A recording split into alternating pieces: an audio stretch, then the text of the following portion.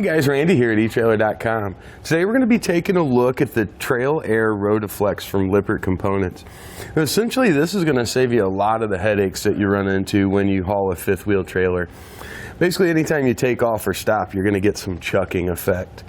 This one has a built-in large, nice, thick, dense rubber absorber right here. So this whole plate is allowed to flex forward and back. It's going to help to absorb that so it doesn't get transferred into the vehicle where you'll feel it. This is also going to help to reduce the road shock. As we head down the road, we hit bumps and stuff like that.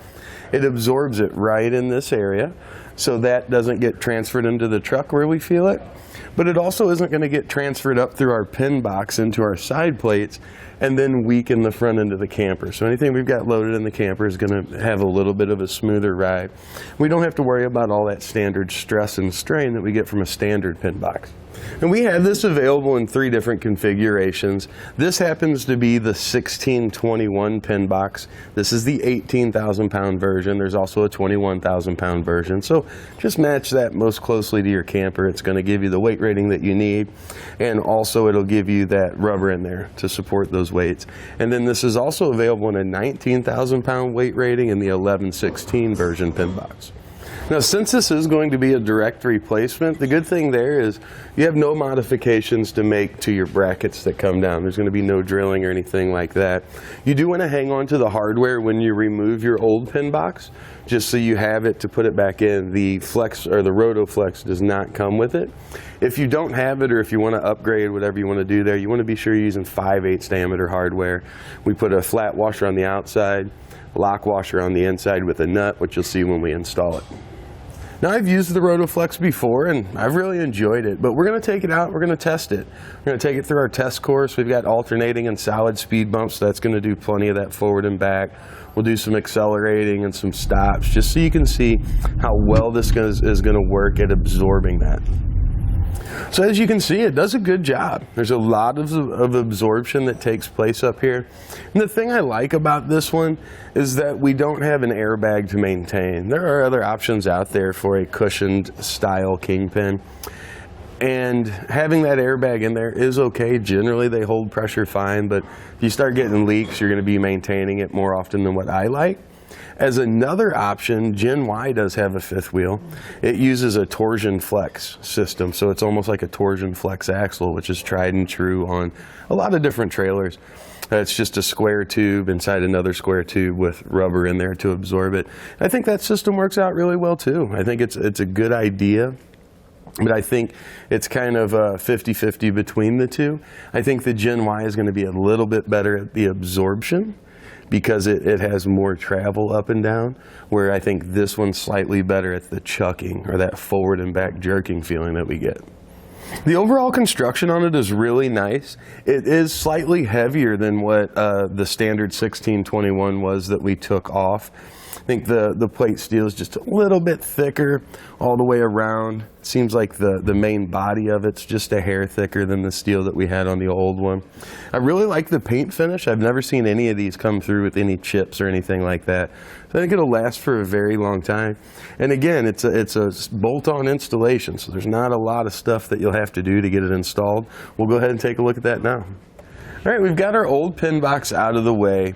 We removed the 5 bolts that were holding it in, or 4 bolts on each side that were holding it in. You want to hang on to those. The new Trailair does not come with hardware, so make sure it's in good condition. And we've also, of course, the breakaway switch was mounted on the side there. Our 7-pole wiring, you got to watch for that. Sometimes it can be mounted to the back side of the pin box, so you want to make sure you remove any of that. Ours didn't have that situation, so we didn't really have to worry about it. But now with this one out, what we're going to do is bring our new one in. When we lowered the old one out, we used 2 guys, one on each side, just to kind of stabilize it. And we're going to do the same thing when we put our new one back in. What I like to do is get a guy on each side of it, get it slid up and in. Sometimes you got to work it in there a little bit. These side plates can kind of come in a little bit, so you kind of got to force it up in there. And we're just going to realign using the same holes that worked out with the old pin box. This is the same design, so it should go in there without any issues. And all of the pin boxes are going to be just about the same, whether it's a 1621, the 1116. You're going to have original hardware, you'll save it and remount it back in that same location.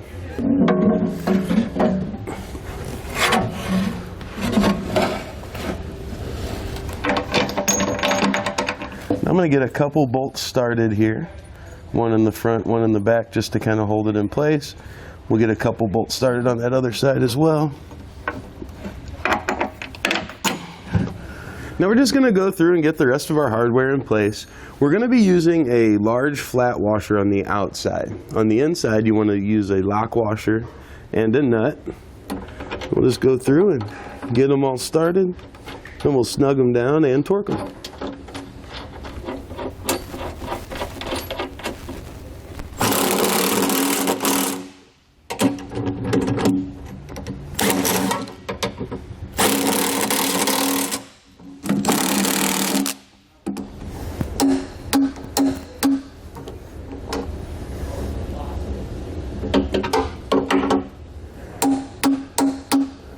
Now we're going to get our breakaway attached.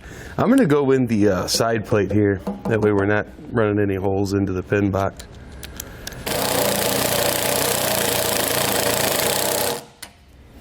All right, that's nice and secure. Just tuck our 7-pole up there and be ready to go. Overall, guys, I really like this setup. I think that the no maintenance is a big feature that I really like. I don't like constantly checking things over and over to make sure it's in good shape. I like the way it's constructed.